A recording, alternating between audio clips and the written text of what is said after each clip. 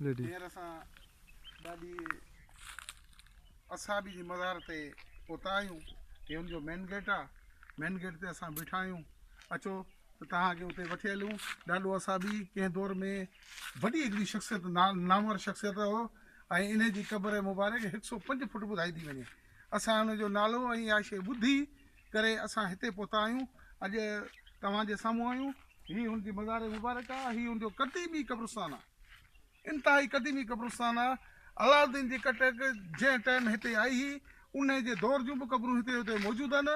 असां वटि शहीद जीअ जुंग बाबा अलाउद्दीन ऐं हिननि जूं क़बरूं ऐं हिननि जे क़ब्रिस्तान में जेके क़बरूं आहिनि उहे हिकु ई दौर जूं आहिनि।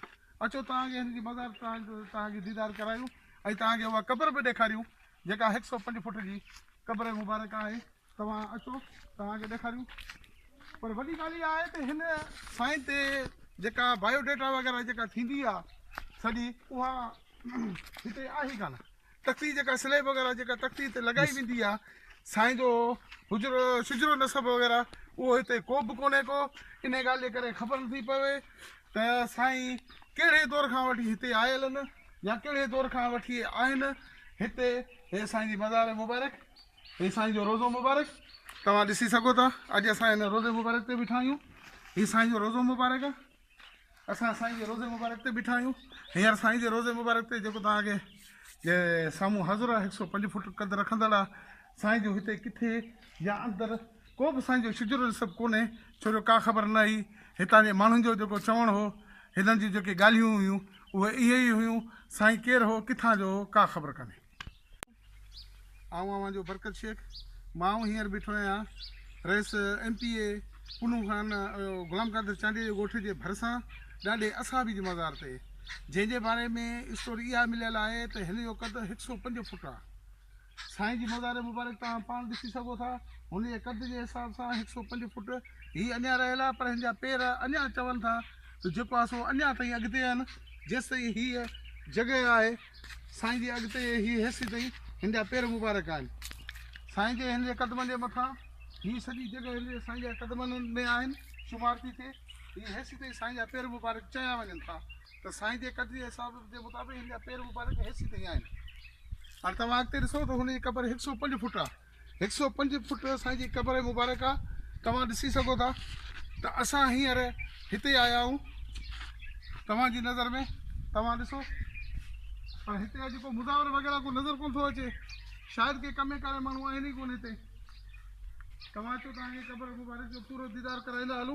तव्हां ॾिसंदा हलो त हीअ बाक़ाइदा क़बर तव्हां पाण ॾिसो त हीअ 105 फुट बि को कद हो ऐं इहे उन जो पुराणे दौर जा माण्हू आहे कंहिं दौर जा क़दीमी माण्हू। हीअ वाहिद क़दीमी माण्हू हिते आयल हो किथां आयो हो केरु हो हिन जी स्टोरी जे बारे में वधीक का ख़बर कान थी पवे। तव्हां ॾिसो त हीअ साईं जी रोज़ो मुबारक बि पूरो ठहियलु कोन्हे।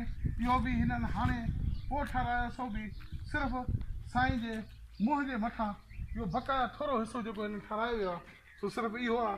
जॾहिं त पूरे जो पूरो रोज़ो मुबारक ठहणु खपे सो कोन्हे को। फ़िलहालु इहो हिननि हेतिरो ई ठाहियो आहे हिते हुते रखियो वियो आहे। हीअ साईं जो अंदरूनी हिसो आहे। साईं खे तव्हां ॾिसी सघो था जंहिंमें पखा वग़ैरह या हाणे लॻाया विया आहिनि।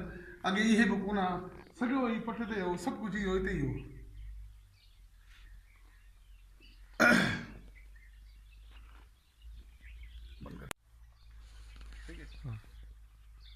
ॾाढे असाबी जे मज़ार मुबारक जे क़ब्रिस्तान में मौजूदु क़दीमी क़बरूं आहिनि जेके इंतिहाई सनी सिर सां ठहियल आहिनि जेके पंहिंजे उन दौर जूं यादि ॾियारीनि था जंहिं दौर में अरगून ऐं तुर्खान ऐं हिन दौर में हिते आया बि हुआ ऐं उन जे दौर जूं हीअ सिरूं हीअ क़बरूं आहिनि।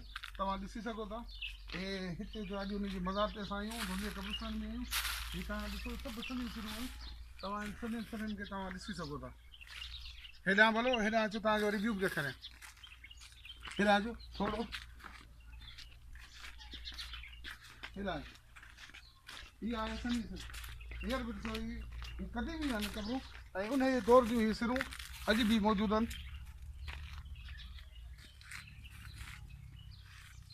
तव्हां ॾिसी सघो था पुराणे दौर जूं हीअ क़बरूं पुराणे दौर जो हे अञा ताईं हिन में मौजूदु आहिनि। उन दौर जा माण्हू उन दौर खां वठी पर ॾाढो असां बि हिन दौर खां बि तमामु घणो जे अरगुन तुरखाने जे दौर खां घणो अॻु जो आहे हिनखे असां बि सॾियो वेंदो आहे।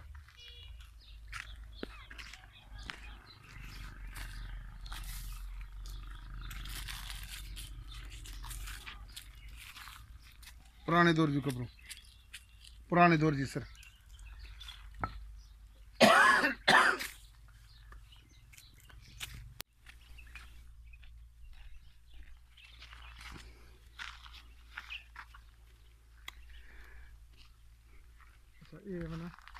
ये हुंदे रध पचाइल आहे, जेके नंगर न्याज़ वग़ैरह जेको बि कयो थो वञे इहो इन जॻह ते रध पचाइल आहे। इहा जॻह आहे जॾहिं त हिते हिन में महरम में त हिते मतम वग़ैरह बि थोरो घणो कयो वेंदो आहे।